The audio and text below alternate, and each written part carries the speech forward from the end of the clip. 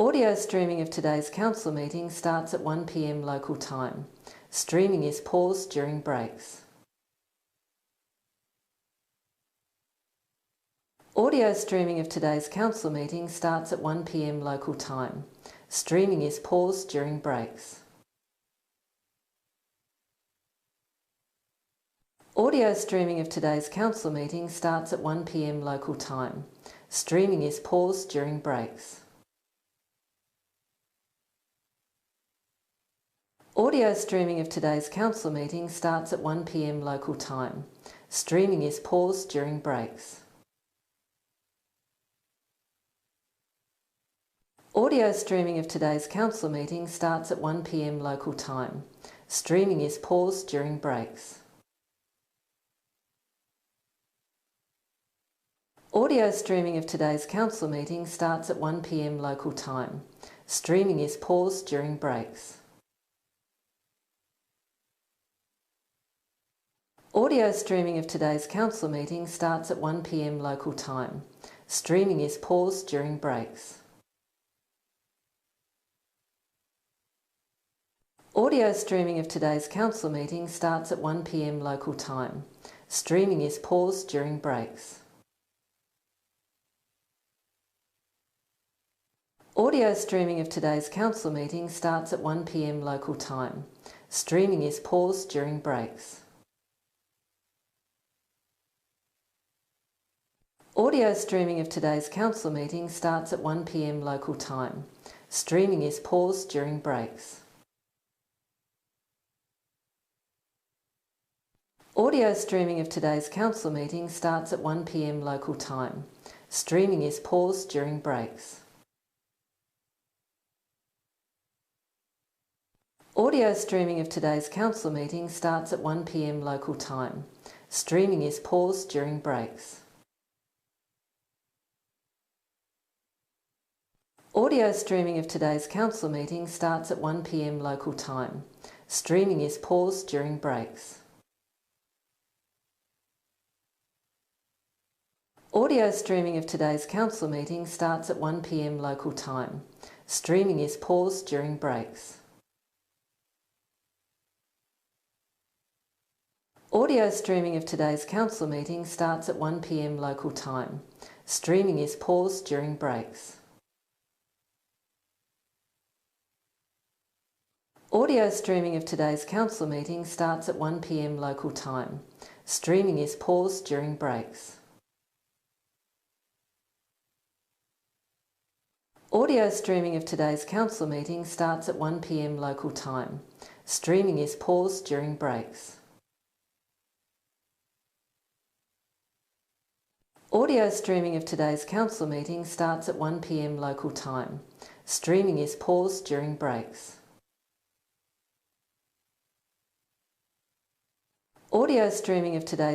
meeting starts at 1 p.m. local time. Streaming is paused during breaks. Audio streaming of today's council meeting starts at 1 p.m. local time. Streaming is paused during breaks.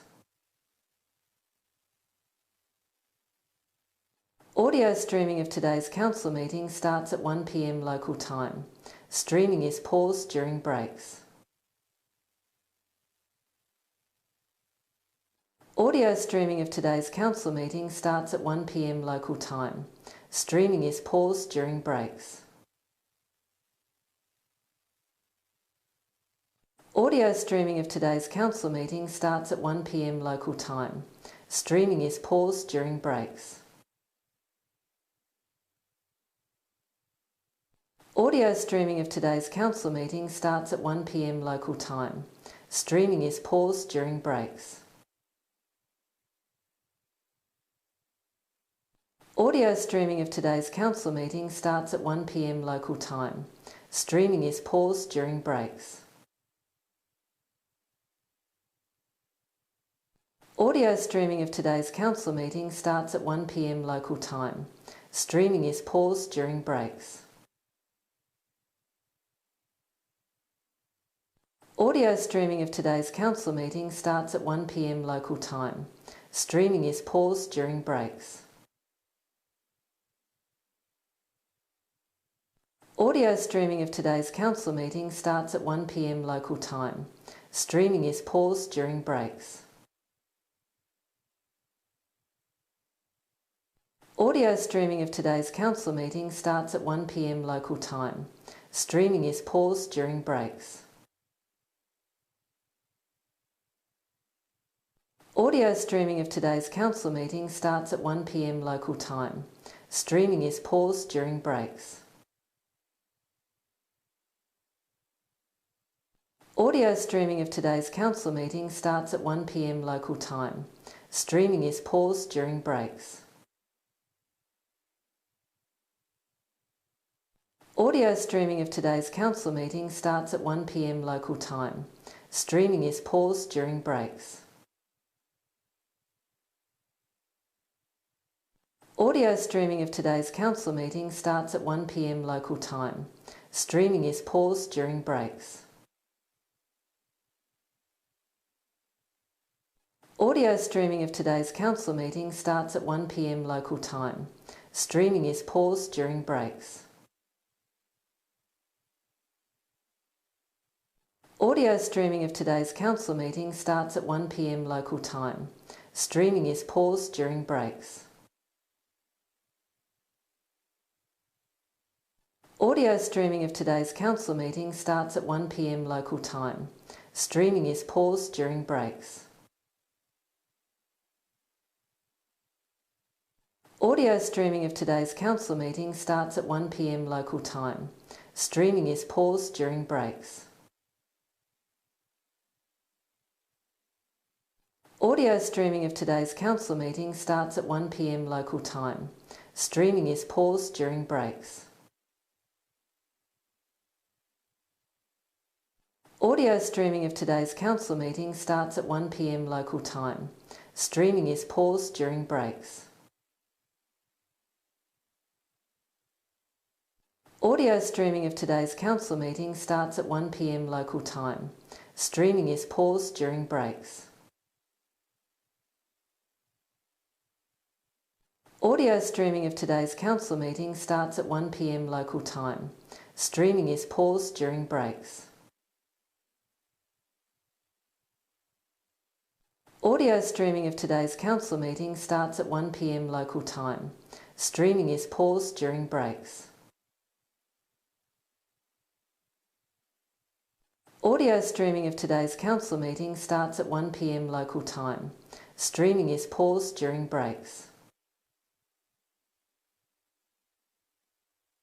Audio streaming of today's council meeting starts at 1 p.m. local time. Streaming is paused during breaks. Audio streaming of today's council meeting starts at 1 p.m. local time. Streaming is paused during breaks. Audio streaming of today's council meeting starts at 1 p.m. local time. Streaming is paused during breaks. Audio streaming of today's council meeting starts at 1 p.m. local time. Streaming is paused during breaks. Audio streaming of today's council meeting starts at 1 p.m. local time. Streaming is paused during breaks. Audio streaming of today's council meeting starts at 1 p.m. local time. Streaming is paused during breaks. Audio streaming of today's council meeting starts at 1 p.m. local time. Streaming is paused during breaks. Audio streaming of today's council meeting starts at 1 p.m. local time. Streaming is paused during breaks. Audio streaming of today's council meeting starts at 1 p.m. local time. Streaming is paused during breaks. Audio streaming of today's council meeting starts at 1 p.m. local time. Streaming is paused during breaks. Audio streaming of today's council meeting starts at 1 p.m. local time. Streaming is paused during breaks. Audio streaming of today's council meeting starts at 1 p.m. local time. Streaming is paused during breaks.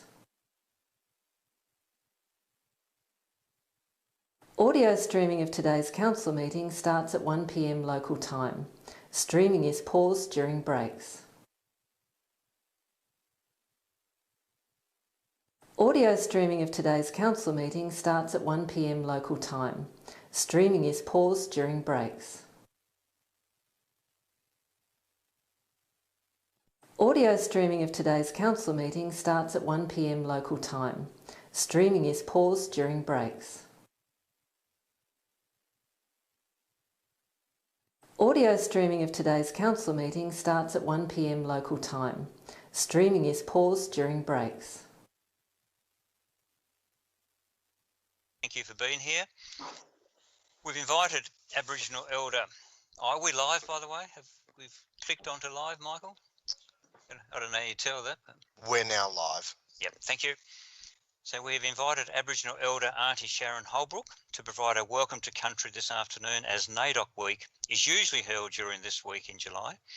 This year, NAIDOC Week has been postponed to November, but there still will be some people across Tasmania celebrating NAIDOC Week, and we thought it was still appropriate that we do have the welcome to country. So now, pleasure to introduce Auntie Sharon. Hello, everybody. Hi. Thank you, Mayor. Yapalingana, hello and welcome. I'd like to pay respects to our elders, past, present and future, for they are the keepers of our knowledge, our song, our arts, and most of all, our culture. Happy NAIDOC to everyone here on Lutruwita. It's nice to see everyone. It's been a very trying time for all with this virus, but we will get through it together. I had a hard time trying to write something today. There's a lot going through my mind and just thinking about everyone with the virus, and we're all hanging in there, so we can do it together. So I hope you all have a lovely day, and thank you very much. Thank you. Thanks very much, Auntie Sharon, and thank you for taking the time to be with us. And we do, in the spirit of reconciliation too, as the citizens of Launceston, recognise that Launceston is situated on country of which the Tasmanian Aboriginal people have been owners for over 35,000 years, and on which they have performed age-old ceremonies of celebration, initiation and renewal. We acknowledge the Aboriginal community of today, their living culture and unique role in the life of this region, and offer our deep appreciation of their ongoing contribution to the community. So there we have the welcome to country.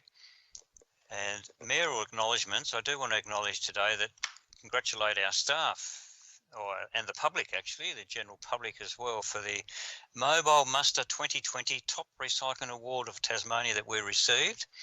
Now, I'm not sure whether you can see that there on the screen for those that are able to see the screen. That's the front of it, and the back of it, it's all made up of parts of a mobile. Very good, and I congratulate our staff and the public for dropping them into us. So we've got the 300, and we received the award, which is fantastic, and it's really part of the recycling hub that we have out there in the reception area, which has helped, I think, bring it to attention and given people the opportunity of where they can drop them off. So well done to the sustainable team and all the work they are doing, and thanks to Michael Attard, the leader, for continuing to work and to do things to improve what we do as a community. So confirmation of the minutes. Somebody happy to move the minutes of the meeting held the 25th of June? Happy to do so, Mayor. Councillor Finlay and Councillor Spencer seconded. All those in favour say aye. Aye. Aye. Aye. Aye. Any against? Say no. No. No against, so that is carried. There's no deputations, no petitions. Excuse me, Mayor, was there any declaration of interest? Beg pardon? Was there any declarations of interest? Oh, sorry. Declaration of interest. I skipped over that. Any declaration of interest? I do 19.3, the lease of the Northern Suburbs to the Northern Suburbs Community Centre. Thank you. Any other declaration of interest? No, we'll move on. Thanks for that. And then we go to no community reports. Public questions on notice? Well, there's none, but public questions without notice, we have those now, and I think first one's going to be read out by Kelsey. Yes. So Mrs. Doreen Bowen of Launceston submitted the following question. Recently, there have been several conflicting and confusing reports to do with the performance of the City of Launceston managing and mismanaging major public works projects in the city. Will the Council now put all this fruitlessness and unhelpful community debate to one side by publishing a list of all major projects that have been carried out or completed in the life of this current Council, telling residents and ratepayers what major projects, that is all significant projects that have been delivered on time and within allocated budgets, and pointing out where there have or have not been any budget overruns or savings made. Thank you. The City of Launceston spends between 20 to 30 million delivering in excess of 100 capital works annually. These projects are all publicly reported in the Council's annual plan and annual report each year. The overwhelming majority of these projects are delivered within scope and budget. It should be noted that Council has delivered underlying surpluses since 2015-16 and deliver cash and comprehensive surpluses each year. Thank you. The next question is from Mr. Ian Routley. In reference to DA 0127 of 2019 dispute, REMPAD Appeal 58/19P and request for ex gratia payment to a small business, has all correspondence, including notes of the representatives meeting 6th of June 2019, been distributed to all councillors in a formal manner as an agenda item, or has the General Manager or CEO acted under Section 62.2 of the Local Government Act? I can advise that both the correspondence requesting an ex gratia payment in respect to this matter and the CEO's response has been provided to all councillors. The RAMPAT considered the matter of cost during the appeal process for this development application and determined that all parties were to bear their own costs. It is important that Council operates within the RAMPAT framework for the payment of costs to ensure we provide procedural fairness and equity to all parties involved. Consideration of an ex gratia offer is an operational matter, and it is neither appropriate nor equitable for an ex gratia payment to be made in this instance. The next question, Mayor, is from Mr. Ron Baines. He has two questions. The first one is, does the Council intend, or has it already compulsorily acquired, the area known as Myer Car Park? The Council has not and does not intend to compulsorily acquire this site. It has been publicly reported that a contractual agreement has been negotiated to enable the Council to develop a bus interchange on the Patterson Central Car Park, in association with the broader creative industries development, which is being progressed by Creative Property Holdings Proprietary Limited. The second question is, has the Council made a decision with regard to the dangerous metal animals in the Brisbane Street Mall? This question will be taken on notice and the response will be provided in the agenda for the next Council meeting. Mr. Ray Norman has three questions. The first one, given the recent media release, 6th of July 2020, put out by Federal Minister for the Environment, the Honourable Susan Ley, MP, announcing a $1 billion waste and recycling plan to transform waste industry, saying that the Morrison government will commit $190 million to a new recycling modernisation fund that will generate $600 million of recycling investment and drive a $1 billion transformation of Australia's waste and recycling capacity, and the increased number of reports relative to Launceston's Waste Management Centre, the place where people deposit a great deal of resource, much of which is upcyclable, and that nonetheless finds its way to the tip face and into landfill. And notably, with large quantities of compostable organic material and resource being reported along with upcyclable construction resource plus upcyclable textile resource, and in the context of the City of Launceston's much touted climate emergency policy and single-use plastics policy, unanimously supported by all councillors, and the need to generate new industries in the wake of national, indeed international COVID-19 crisis and the economic recession that has befallen the northern Tasmanian economy, Is the Council intending to be proactive in seeking funding to transform and reform Northern Tasmania's waste mismanagement into a standalone corporatised resource recovery operation, and specifically in the initial phase for the employment of a team of expert resource recovery operatives at Launceston's Waste Management Centre and in the wider community to ensure that all resources that are present to the Waste Management Centre and the disposal are not indeed wasted and ultimately generate employment and income opportunities for local people employing, utilising and recovering locally generated resource? Thank you. No, at this stage we do not have anything that fits the criteria of this program. The City of Launceston does participate in and host the Northern Tasmanian Regional Waste Management Group, which is focused on improvements in waste management and diversion from landfill. Diversion initiatives at the Launceston Waste Centre include introduction of a FOGO curbside collection and organics processing facility at the Launceston Waste Centre to divert organics from waste stream. This has been highly successful with FOGO registrations now over 10,000 properties, and the facility is processing FOGO collection from a number of other municipalities. Waste transfer station for collection of recyclable material and drop-off of reusable items for resale at the Uptippity store. Waste disposal by members of the public is captured and sorted at the walking floor, where reusable items are also separated for resale. Thank you.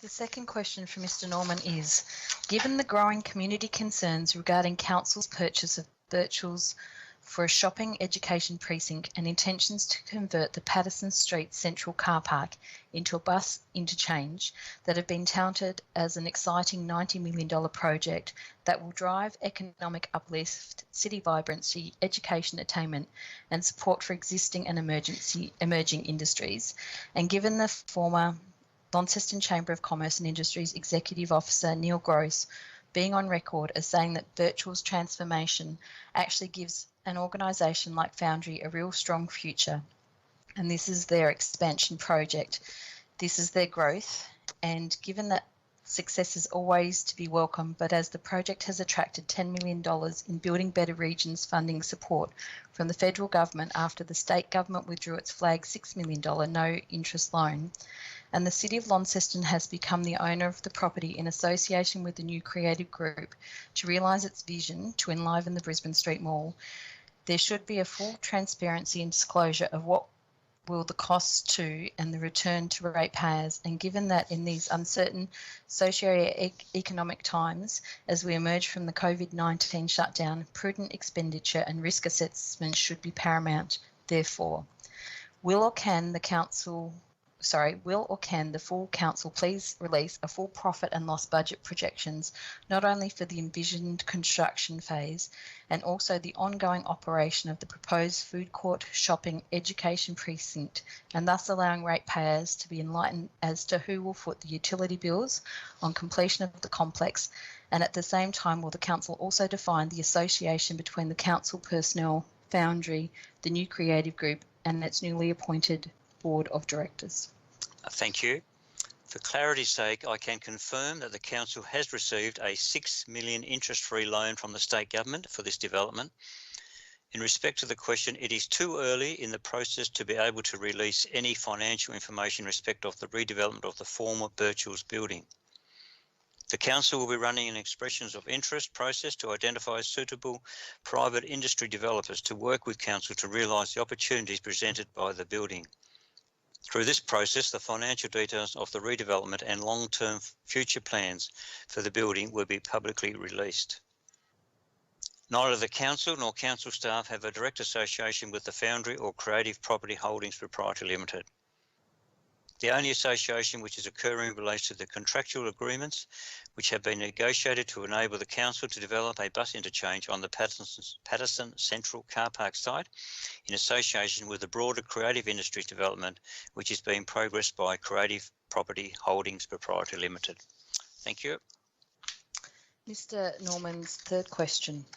With the increased community concerns arising out of the Black Lives Matter activism locally, nationally and indeed internationally, and the increasing awareness of John Batman's unfortunate blight upon Australia's, Tasmania's and indeed Launceston's colonial histories, the colonial aftermath, Batman's involvement in Tasmania's Black War, the frontier massacres Batman is associated with, and the moves to have his name removed from the bridge that crosses the Kalamaloka-Tamar River between Whirlpool Reach, Hillwood, in the light of the reported massacres Batman perpetrated upon the first Tasmanians in the region of the city of Launceston, and Aboriginal concerns that places like the Batman Bridge, where Batman's involvement in the disposition of Indigenous people is celebrated, and that his part in Tasmania's and Launceston's history is celebrated in the city's civic square, and in light of the recognition of and the acknowledgement of the fact that Tasmania has a black history.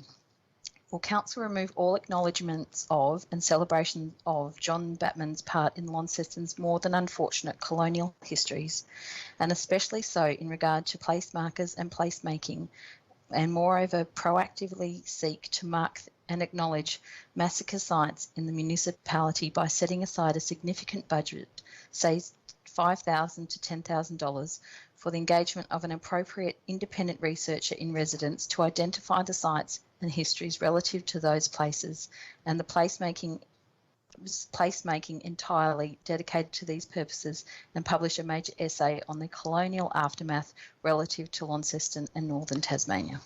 Thank you. The Council is currently in the process of framing up its approach for developing a reconciliation action plan, and will consider issues pertaining to the naming of places and infrastructure as part of this process. That's all the questions, I believe. Yes, Mayor. Thank you. There's no planning development application, so there's no planning authority today. Announcements by the Mayor is just to say that it was a pleasure to be part of the launch of the Youngtown Learning Site, but more importantly to celebration for Mowbray, and thank our staff very much for the work they've done so far, and they were well received, I'm sure, I know, from the people in Mowbray, and looking forward to working in Youngtown into the future. Council reports. Any council reports? No? Questions by councillors? Councillor Soward has a question, Mr. Mayor. Yep. Yeah, thanks, Mr. Mayor. I'm just wondering, given we've just come off the questions without notice, could we perhaps provide some guidance to those who are regular contributors to us about how their questions are framed? Because speaking quite candidly, I think some people are taking a little bit of advantage of the opportunity afforded to them. I thought I've read shorter books than the question that Kelsey just read out to us. Do you want to answer that, CEO, or do we? Listen, there's no prescription in respect to the way that people pose their questions to council, so each do it in their own manner. So it's something that we'll need to continue with as we currently are, in my opinion, Mayor. Yep, thank you. Any other? Councillor Dawkins? Thank you, Mayor. I'll just make sure I'm off mute. Yes, I am. Given the public interest in the amount of workers coming through Victoria who are gaining exemptions to work in the state, do we have any sense of how many people might be working in the City of Launceston LGA under those circumstances? I certainly don't. Do you, CEO? No, it's really a question that needs to be directed to the state government rather than us, I think. So we can certainly ask that question. Thank you. Councillor Spencer. Thanks, Mayor. Just got a couple on Riverbend Park on the overrun of the expense we had on it. I'm just wondering why the pump station was actually repositioned after having all the infrastructure in for it, plus the piping and all the cabling. It actually got moved. And also want to know why we put 50mm comms conduits into every light pole with no cables installed in them. It's just added expense that we probably shouldn't have done, especially moving the pump station. Also, the toilet block was purchased in a kit form from Queensland when it could have been made here. I was just disappointed in that, and just asking the CEO what the reason was. CEO. Look, Mayor, I've had no prior notice of these questions, so I can't know that level of information without having time to research it. So I'll have to take that on notice, unfortunately. Thank you. No other questions? Councillor Cox, Mayor. Oh, Councillor Cox. Yeah, just a quick one. Real letter from Legacy from Russell Hogarth, and it was about the cost of a grant or the amount of a grant. Can we get any clarification on whether that was actually the correct amount without going into the whole detail now? Yeah, it's been followed up, but Michael, do you know any further? To be honest with you, Mayor, I'm not across this matter, so I'd need to, again, I'll take that one on notice. So. Yeah, it is being followed up because I've passed it on as well. Right, happy to have it on notice. Thank you. So there's no other hands up, no other questions from councillors. We'll move on to item 13.1, the Sister City Committee report. Receive the report. Somebody happy to move that? Councillor Soward. Move Councillor Soward and seconded Councillor Cox. Councillor Soward, do you wish to speak to it? Thanks, Mr Mayor. Just very briefly, it's obviously in our papers there, but the Deputy, myself, Councillor Cox and Councillor Stodgencek are members of that committee, as the report states. And it was great in the life of this new council to convene that first meeting of that particular group. And as it does say in our notes, there's been some significant work that the CEO and others had contributed on our discussion paper, which is obviously available for aldermen to look at if they haven't, councillors to look at, sorry, if they haven't seen that as yet. But a quick summary there, Mr Mayor, just for those who might be listening. The CEO provided a summary of review advising that the review was conducted to inform councillors on its history, current status and opportunities. The committee discussed how individual personal education and business connections can impact the sustainability of sister city relationships once those individuals retire or leave, and for the benefit of those who may be new to council, for instance, in the life of sister cities on this council. For instance, some would remember back in the halcyon days of the wool sales, Ken Fuji, who was from Ikeda and was a major wool buyer at the time, was a very, very strong advocate for that relationship, and former Alderman McKendrick, I know, was heavily involved there with Ikeda in the formation of that relationship. So that's a relationship that's been around for a long time, but obviously now with wool sales being held online and commodity trading occurring very differently, that relationship to a degree has waned. And also former Mayor and Councillor Tony Peck and the late Ross Game, who lived in Launceston for many years from Napa, so in California. So again, that's an example of what we're talking about there with people that have played a role in forming those relationships. The committee members also suggested the council write to each of our current sister cities looking at setting measurable objectives. The CEO, the team leader, governance and civic affairs officer will prepare correspondence for the sister cities. So a really good meeting, Mr Mayor, and we also endorsed the terms of reference, which I think is popping up a little bit later in the agenda. And we obviously look forward to sharing further information with council as that committee continues to do its work. Thank you. Yep, thank you. Councillor Cox. Look, only to say that was a very detailed report, and I thank Councillor Soward for that. Also to thank Elizabeth for all the work she's done. It was a very timely opportunity to make some changes that I think were probably well overdue. So all in all, as Councillor Soward said, a good meeting, and I think we move forward from there. Thank you. Deputy, just with your hand down now. Mayor, I was just going to say briefly that what the committee unanimously determined, as the report had demonstrated before the meeting, was that the nature of sister cities and what indeed is required of them in terms of rigour and return has changed significantly, and that's the direction that this committee under the CEO sees the committee and the relationships heading in. Thank you. Any other speakers? Councillor McKenzie. Councillor McKenzie, then Councillor Spencer. Thank you.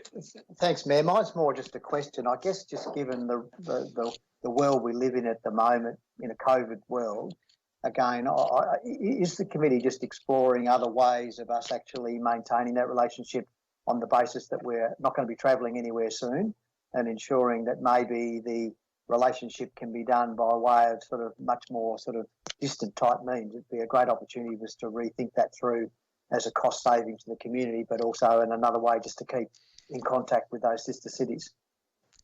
Councillor Soward or CEO? I could say to Councillor Mackenzie, and the CEO may want to add some more, that was something that I guess the committee did explore, the fact that there are, more ways to communicate, as you point out, Councillor Mackenzie. Yeah, no, and I will just say that as the Deputy Mayor alluded to, we are going to look at the manner in which we do engage with sister cities. There's still value, and that's what the discussion paper is demonstrating. But it's about there's certainly more ways to engage with sister cities than there ever has been, and obviously with the COVID-19 influence, that changes even further. So we certainly will be looking at that. Thank you, Councillor Spencer. Thanks, Mayor. Just want to send regards to Tony Peck, who's not quite well at the moment, just from the council and myself, and hope he gets well. Thank you. Councillor Walker.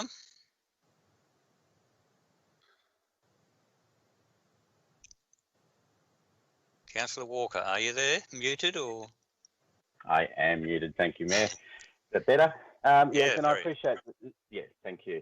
The cultural and economic sort of exchange and connection that our sister city project encompasses. I just wonder if there's any will on behalf of the committee to explore the idea of becoming a sister city with a city in the world that may need the benefit of economic support. There's a lot of countries in the world that aren't as privileged as we are, and especially in these uncertain times. Is there any sort of impetus on the committee's part to look at the possibility of including a sister city that may benefit enormously from a connection with a relatively affluent city like Launceston? Councillor Sauer, do you wish to comment as chair?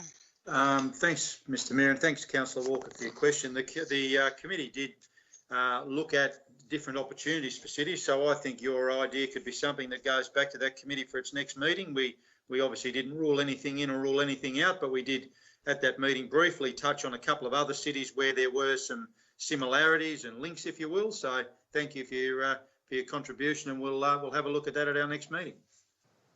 Thank you. Thank you. Any other speakers or questions? Councillor Walker, I assume your hand is still up, not for another one or question? Yep, thank you. Well, I'll put the motion.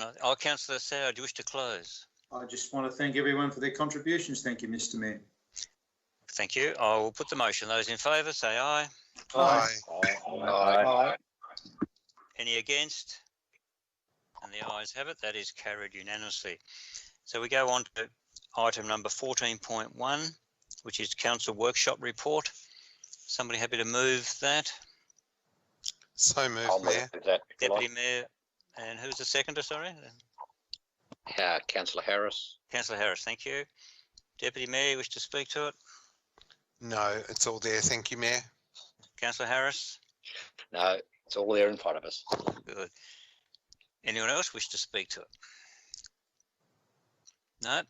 I will put the motion. Those in favour, say aye. Aye. Aye. Aye. Any against? Any against? No, that's all four. That is carried unanimously as well. We move on then to 19.1, budget amendments. Happy to move that, Mayor. Move Councillor Mackenzie. Is there a seconder? Oh, happy to second that, Councillor Harris. Councillor Harris, thank you. Councillor Mackenzie, you wish to speak to it? I do, thanks, Mayor. Look, I guess there are two components to this particular matter, and one's to do with the budget overruns, and the other is the strategic purchases that have been made by Council. So I'll deal with them in sequence. I guess in relation to the budget overruns, I guess I'd probably start by saying it's not our finest hour, having to deal with significant overruns on UTAS Stadium and in particular Riverbend Park. In looking at the UTAS Stadium arrangements, I can at least accept the basis on how that's arisen, on the basis that as anybody who's been involved in construction work, when you dig under the ground, there's always a level of uncertainty as to what you're going to find. And I guess particularly in the issues related to York Park, which is built over an old tip. So I imagine those sorts of things. And I see that we went in with the intention of doing one particular process, but had to change mid-step to deal with that. So from the perspective of the UTAS Stadium one, I think that's more an unfortunate occurrence that's occurred as a result of a need to change the methodology to ensure we had long-term security on the surface. Riverbank Park, I guess we could sit there and we can say, oh, well, 2015 to 2018, we sort of had the scope of works and a delay in starting the project. So therefore, we could sort of excuse ourselves there. But that's poor process, in my view. We should have known and we should have done better. No contingency, again, poor process.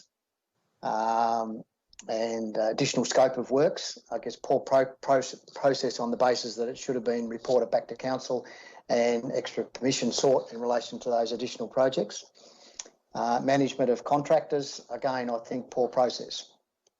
And I think keeping councillors informed of the projects as they evolve and as problems occurred, again, is poor process. So I think that they are sort of the key elements that I'd like to take out of there, and I don't think we can hide from the facts that occurred. And I think the transparency and the way that it's now been put before the community, I think, is most appropriate. And I chose that the council doesn't hide from things when things get difficult.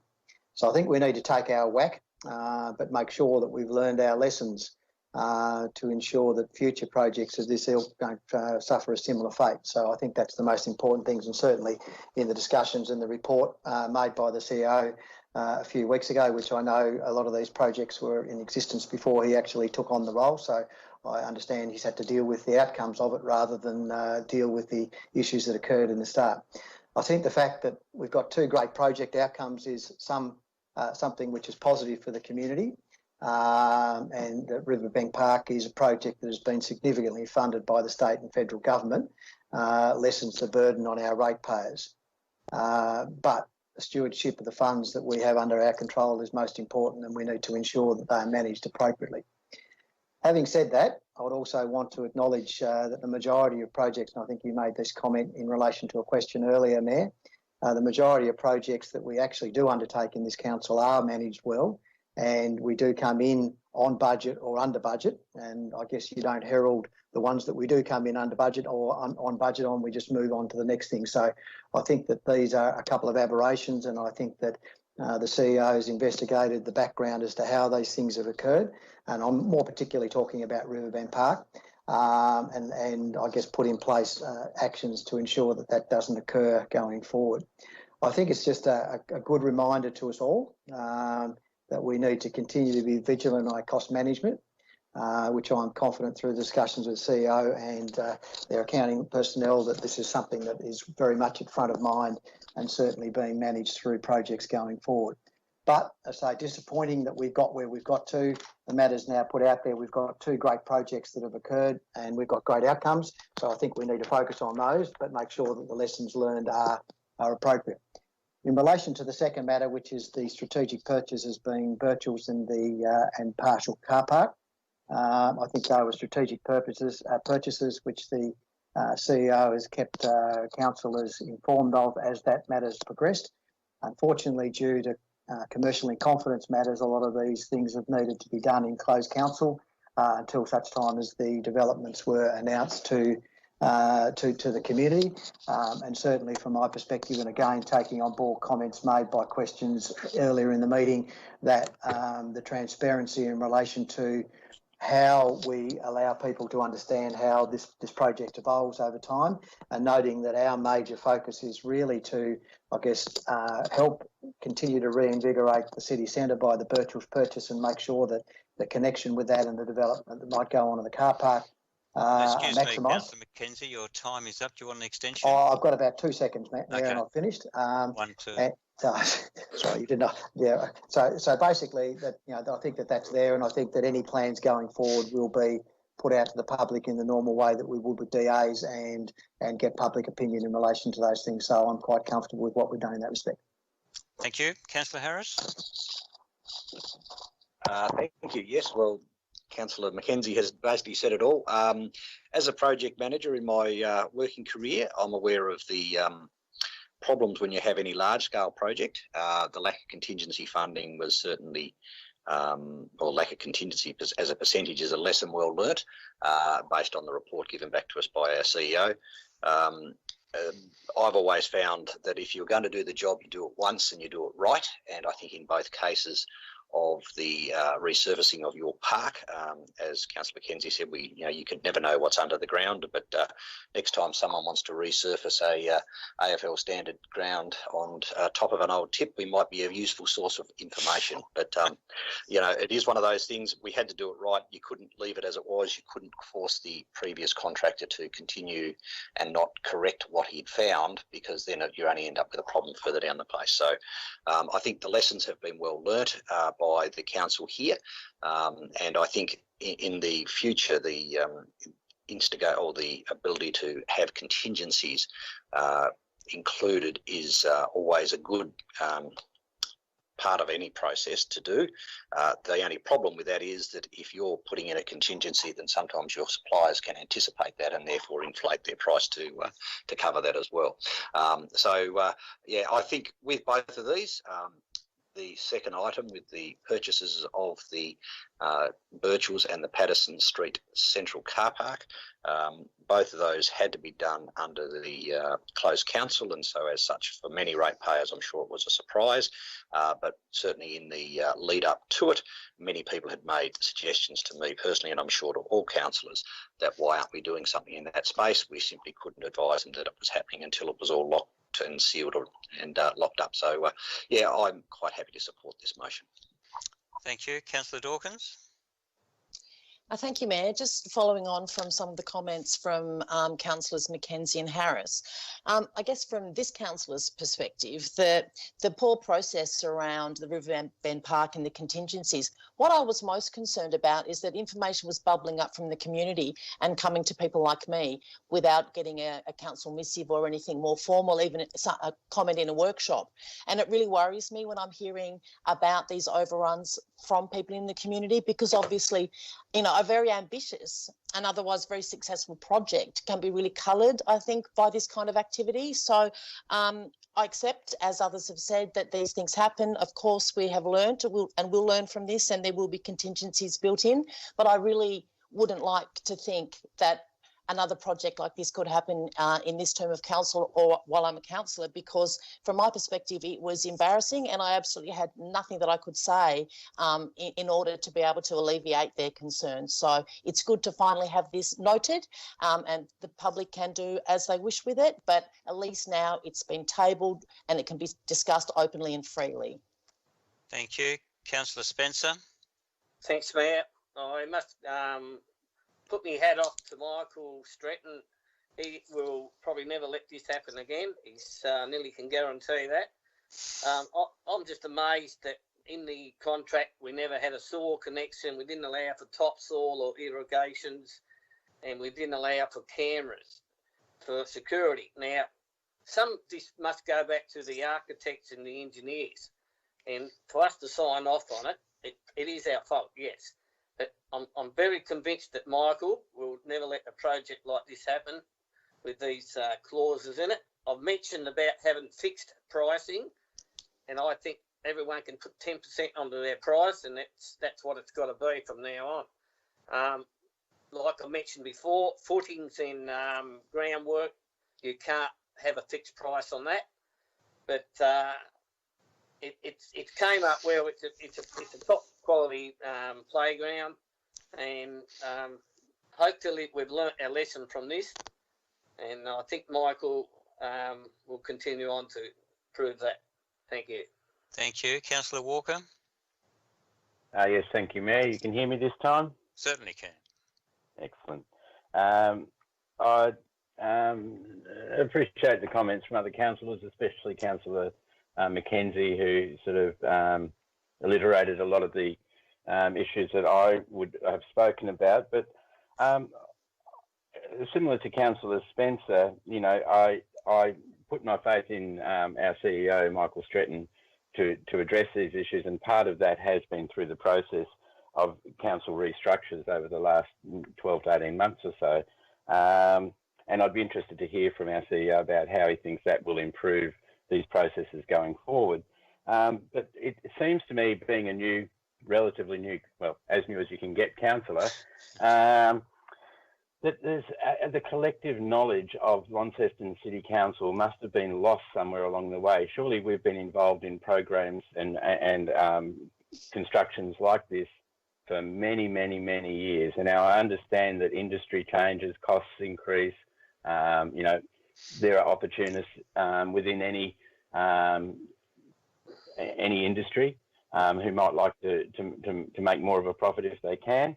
But my concern is that our collective knowledge as a council may have got lost somewhere along the line for it to allow a situation where projects were not being fiscally managed as well as the ratepayers would expect. And like Councillor Dawkins, I've been contacted by many people who have expressed those concerns well before this opportunity on council to talk about them has taken place. If the CEO would be happy to address, you know, some of those issues around the restructuring of the workforce of council and how that has, you know, potentially has impact into these processes, that would be good. But also when it comes to something, you know, the newer projects that are on our books that haven't yet occurred involving Birchall's and the Patterson Street car park, you know, of course, there are no firm plans available. And there would be you know, there's quite a few players involved in this, including the state government, including private operators, and of course, including council. And there are many different ways that this could be approached. Now, you know, my concern, I suppose, in that regard goes to who decides and what process will be involved in deciding.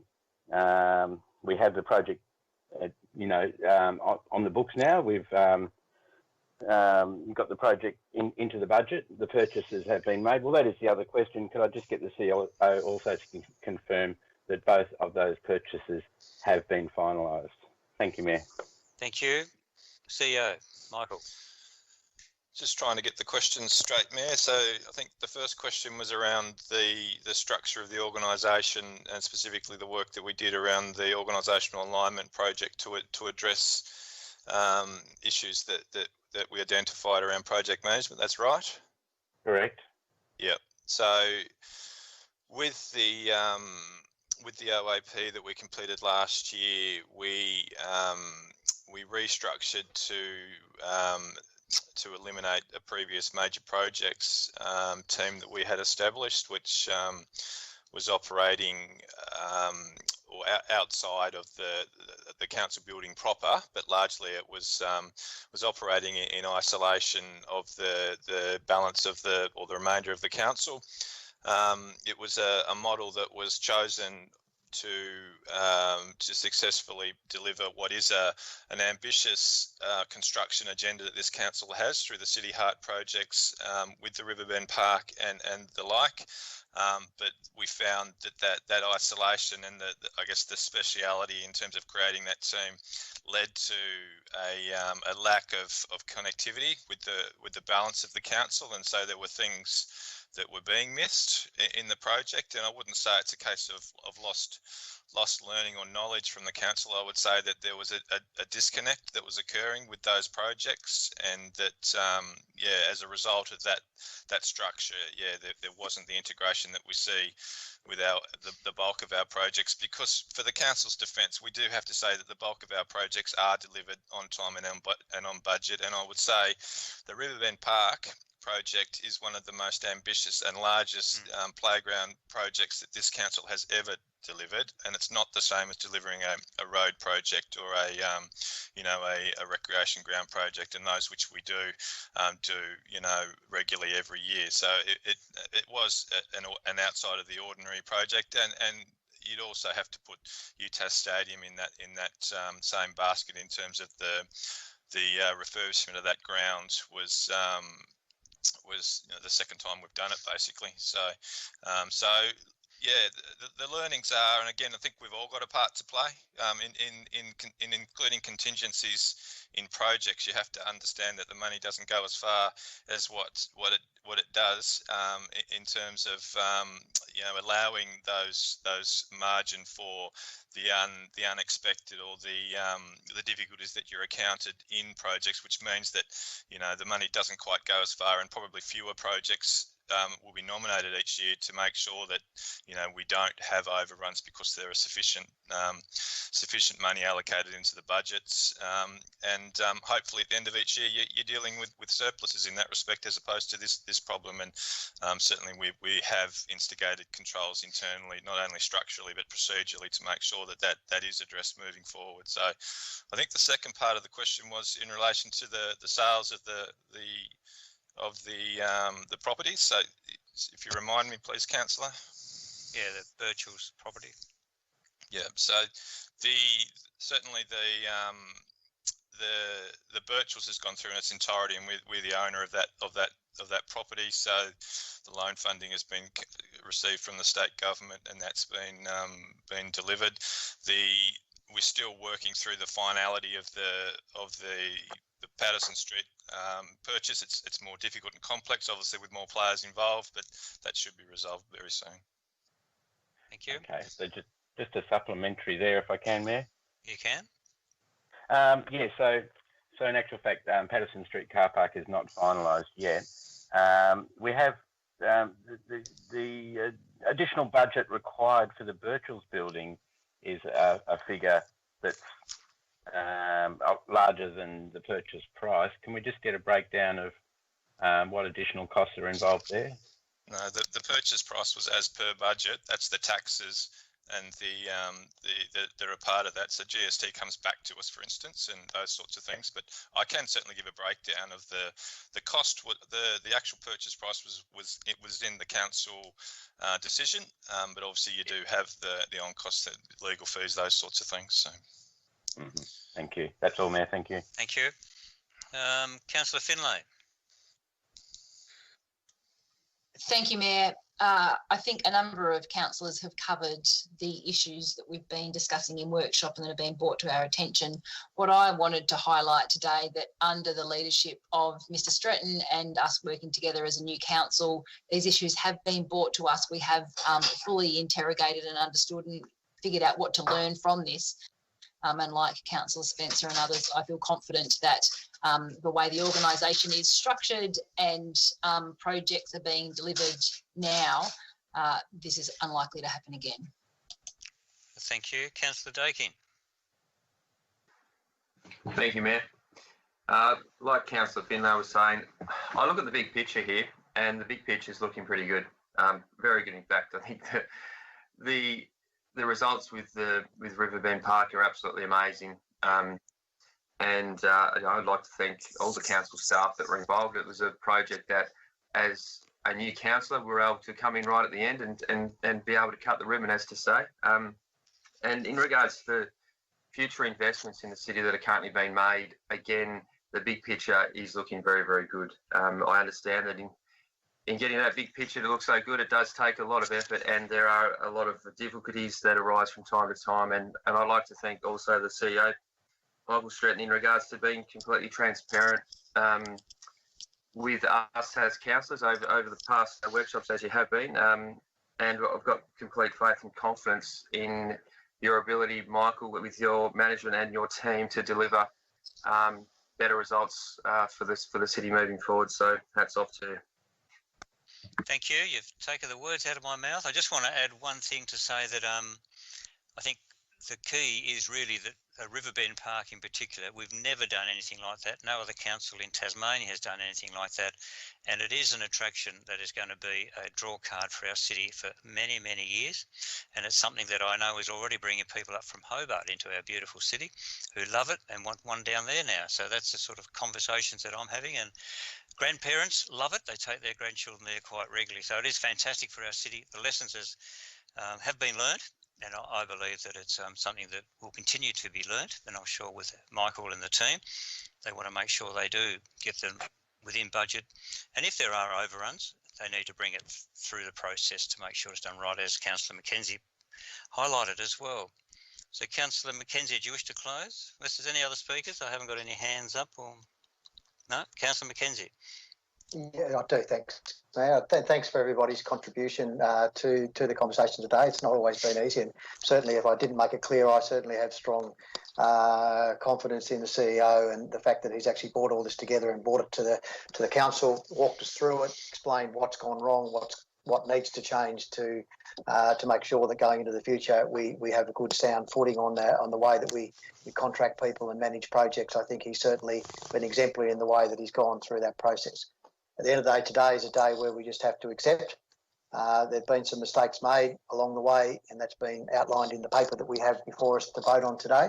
But I'm sure that we have learned from those, not taking away from either of the projects that we're talking about, because they are fantastic projects. I'm not quite sure, Mayor, that I think that Riverbend Park's taken over from the Gorge yet, but I accept that. I've never said that. The newspaper suggested you might have done. But anyway, look, the reality of it is that we do have two great developments there, and we want to be proud of them going forward. And certainly I think we should and are proud of what we've got there at Riverbend Park, but we are also responsible to manage the funds of the community, and therefore we need to learn the lessons that we've been sort of put forward in this particular case. So, and I'm sure that we have, and I think we just move forward and onwards and upwards and make sure that the projects in this great city continue to thrive and grow. Thank you. I'll put the motion. Those in favour, please say aye. Aye. Aye. Aye. Aye. And those against, say no. There's none against, so that is carried unanimously. We go to 19.2, intention to make facilities and local highways bylaws. There's a hand up for Mr. Dakin. Is that a moving or is that left up? Someone happy to move? Councillor Spencer, thank you. Is there a seconder? I'll second, Mayor. Councillor Mackenzie, thank you. Councillor Spencer, you wish to speak to it? No, thanks. Councillor Mackenzie? Do you wish to speak? Yeah, I was trying to open my microphone, Mayor. Look, I'll only make some comments. I think these are bylaws and explaining how things have got there. I think the report at the end, having read through the bylaws to start with, I was wondering what I was actually agreeing to.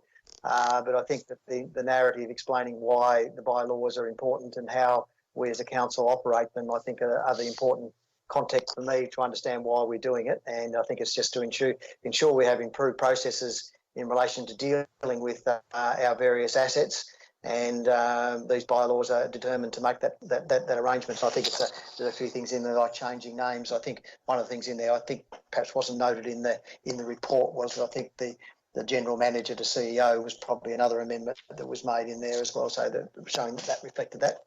But otherwise, I'm comfortable to support the motion. Thank you, Councillor Walker. Thank you, Mayor. Yeah, having raised this issue at workshop, look, I understand, of course, most of these bylaws are for very good reason, and certainly encourage members of the public to read through them. And most of them make eminent sense. My only difficulty is with point 8, section 2, which for the purpose of arranging or participating in an informal social gathering in a public reserve without written permission, that the gathering does not involve more than 50 people. I find this an arbitrary number. I find it a strange. It's difficult because this bylaw covers many different issues, and as I say, I don't have an issue with by far the majority of them. I do have some concerns about that, because I think if people are being unlawful, then we have a judicial system and police to deal with that. But in this case, people gathering in public. In a park or a reserve, I don't have a problem. If they're being unlawful, they're being unlawful.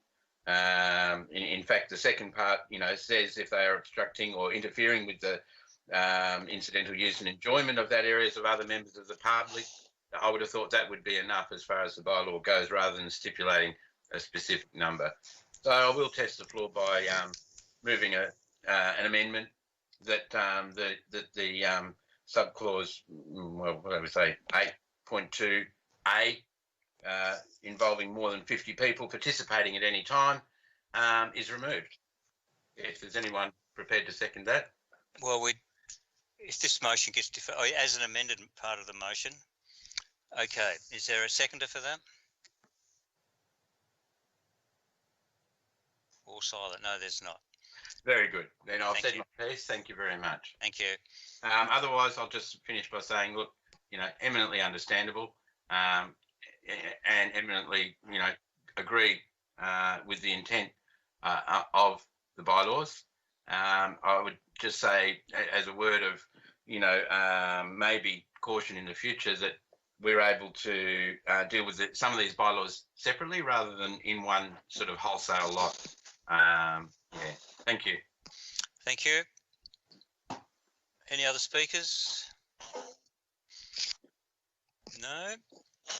Councillor Spencer, you wish to close? Yeah, no, I've been through all the bylaws. There's a few little iffy ones in there, but majority of them are spot on, so I agree with them. Thank you. Thank you. We'll put the motion. Those in favour, please say aye.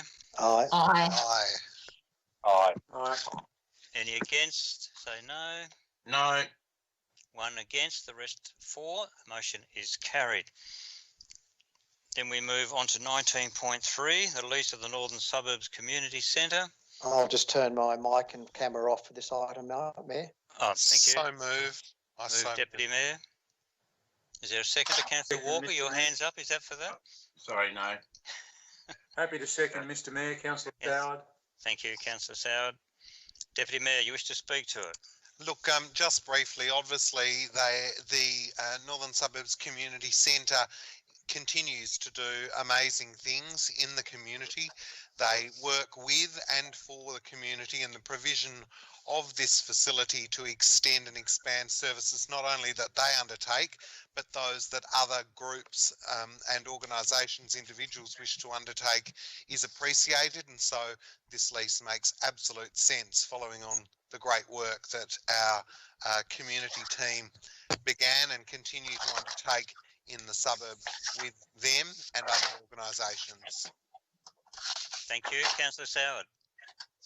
Yeah, I think the deputy's covered it all. The only thing that I would add, I mean, there's a phrase that people often talk about with groups like this that, work well above their weight, and this is one of them. They run off the smell of an oily rag, to use that colloquialism, Mr Mayor. They do a wonderful job, fantastic work. Denise Delphin, the General Manager, was awarded an OAM for her outstanding contribution in this space. So I'm very, very happy to support it and wish them well for the future. Thank you. Any other speakers? Deputy, do you wish to close? Mayor, just to say that this again reaffirms another of the varied things that the council does to support our community, and this through the grassroots bottom-up approach reaffirms the great work that Denise and her team and others continue to lead in the northern suburbs of our city. Thank you. I'll put the motion. Those in favour, please say aye. Aye. Aye. Aye. Aye. Any against, say no. That's unanimous. 19.4, the licence for the City Park train. Happy to move, Mr Mayor. Happy to second. Oh, we had a few. The rush is on. Councillor Soward, do you wish to speak to it? Thanks, Mr Mayor. Just to obviously an iconic activity in our city, I would suggest probably all councillors at some stage or other have probably been on the City Park train. Obviously something that's very popular with families. In the report it talks about the history of it, and we obviously know that in the last 12 or 18 months the much loved and famous driver we sadly lost.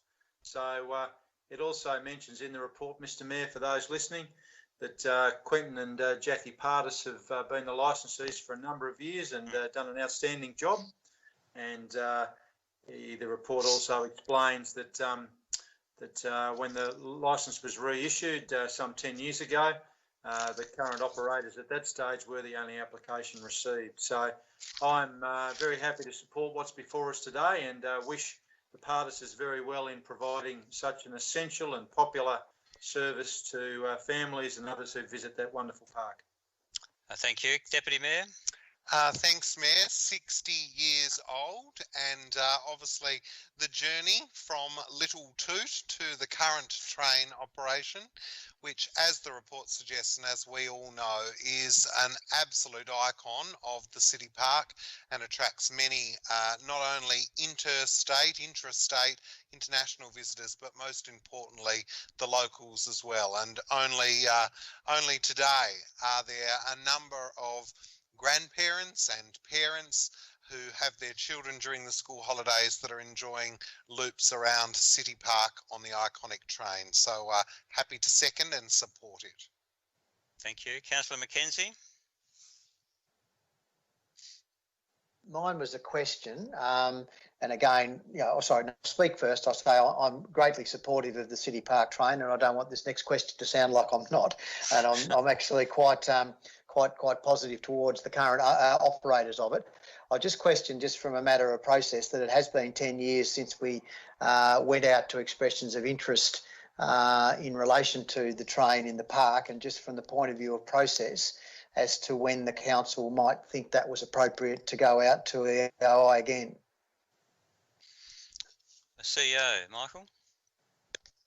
Or...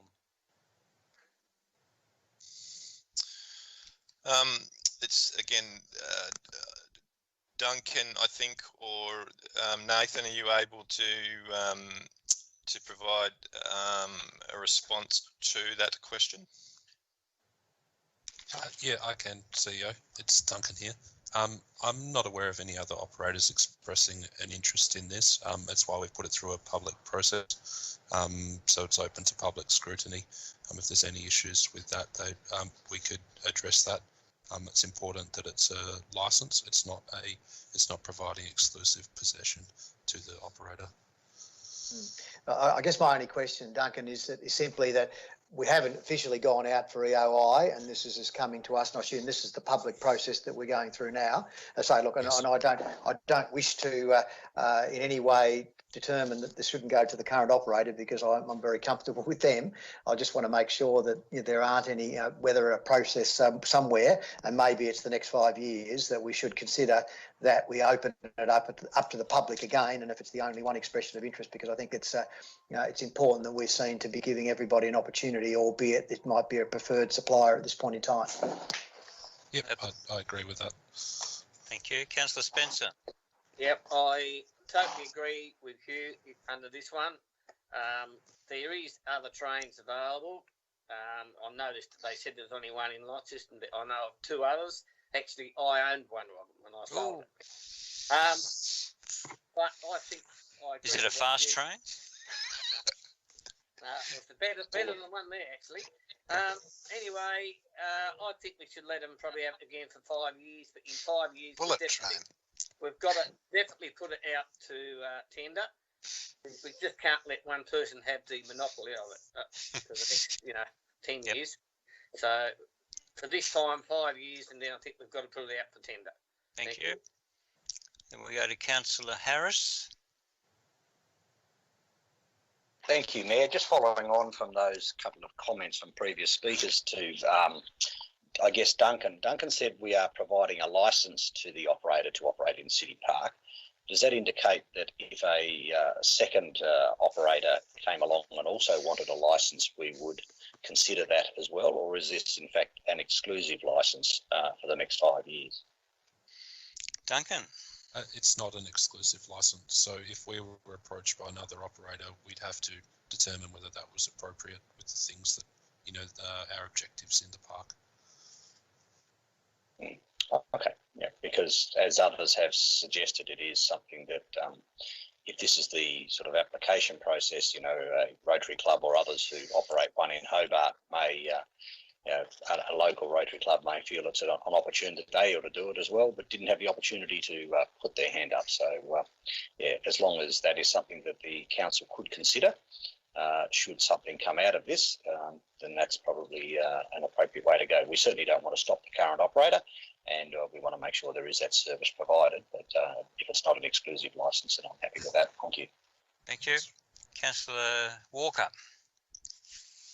Yes, thank you, Mayor. And Councillor Harris did probably preempt what I was going to say too, that it's a slightly different process when we're giving a license rather than doing an open tender for these things. I'm sure every councillor would agree the last thing that we'd want to see is something, in our regional area. This isn't iconic, in the secular sense of the word, little attraction, and the last thing we'd want to do is sort of jeopardise that.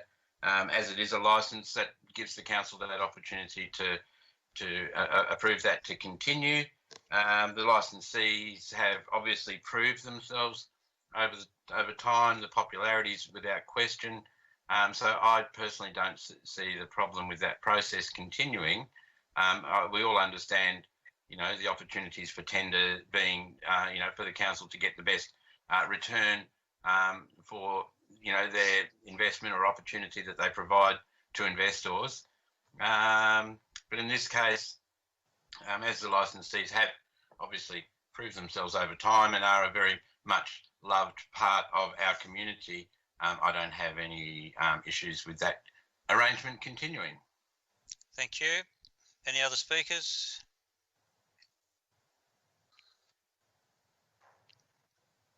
Councillor Sauer, do you wish to close? Thanks, Mr Mayor, and I thank all councillors for their contribution. Councillor Spencer never ceases to surprise me. I'm hoping that his train didn't have a 350 Chev or something like that in it. But anyway, look forward to the wonderful train continuing doing its wonderful work in City Park. Thank you. Thank you. I'll put the motion. Those in favour say aye. Aye. Aye. Any against? Say no. That's unanimous. Carried by all. Thank you very much. So 19.5, the Sister City Committee Terms of Reference. Councillor Walker, is that hand up for a... Oh, here we go. Okay. Somebody happy to move? Happy to move, Mr Mayor. Councillor Soward. Thank you, Happy to Councillor. second. Mayor Cox. Councillor Cox. Councillor Soward, do you wish to speak to it? Thanks, Mr Mayor. It's all fairly self-explanatory for councillors to see there, but just important to note that the new committee that we talked about in an earlier item, we're looking at the terms of reference for the committee, and some of the commentary that we made before is obviously outlined in that, so I'm not going to read through it again, but it highlights its reference to the strategic document, our corporate strategic plan, and highlights the process that committee will follow. So that's all I think I need to say, Mr Mayor. It's all fairly self-explanatory. Thank you. Councillor Cox. As usual, eloquently said by Councillor Soward. Thank you. Any other councillor wish to speak to it? No? I will put the motion then. Those in favour, please say aye. Aye. Aye. Aye. Those against? Those against say no. I think the ayes have it. All carried. No one against. That is unanimous. Then we go on to 19.6, the Local Government Association of Tasmania, the meeting coming up on the 22nd of July. So we can either move that in one, or the main item discussion would be point 2.1, where a decision is whether we support or not support the motion. So somebody happy to move a motion, the motion, as is? I'm happy to do that, Mayor. Councillor Mackenzie? Yep. Move, seconded.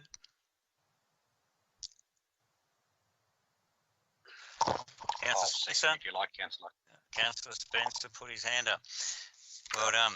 Councillor Mackenzie, do you wish to speak to it? I'd just like to note the comments that have been made by officers in relation to how we deal with things, and I guess in relation to 2.1,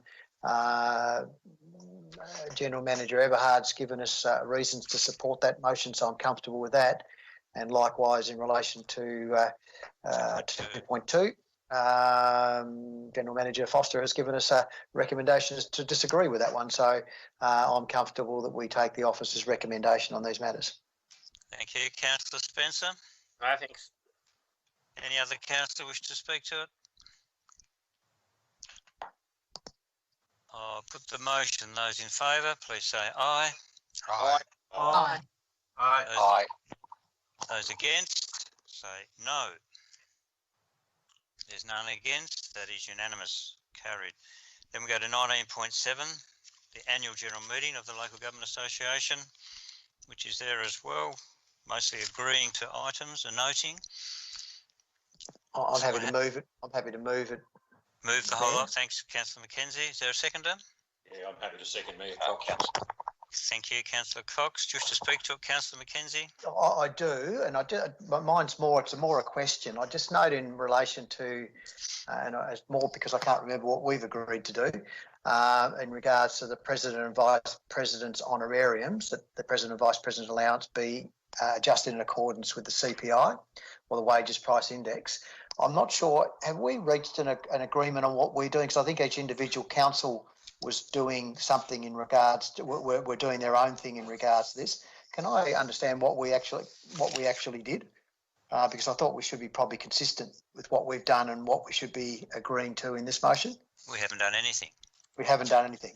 Okay, well, that probably answers it. Then I'm happy to continue to support that. I just didn't want to. We did have a discussion briefly about it. I just couldn't remember whether we actually made a decision in relation to it. Because I think if we'd agreed that we weren't going to index ours, then it sort of seems a little bit a bit against the grain if we then vote in favour of this motion. No, we've had no decision. Any comment on that, CEO? Oh, it was discussed, if you recall, Mayor, and I think the consensus that I certainly took from that discussion was that it was really for each councillor to make their view or make their own decision in respect of it. There wasn't a strong intent to look at a broader action, and I would say from a contracted staff point of view that's the same approach that we've taken at an executive and senior management level, where you'll find that some will not take an increase in this next year, and others in different circumstances may. But I think that's appropriate. Thank you. Support that.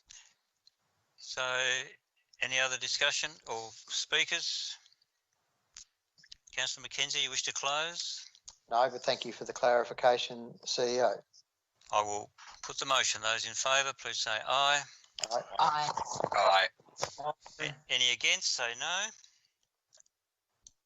That is carried unanimously and passed. So we move on. No, that's it. That's the end of the meeting. Move on to the end of the meeting. Yeah, and just want to ask councillors if you could stay online for another 5 minutes or so for another discussion that we'd like to have.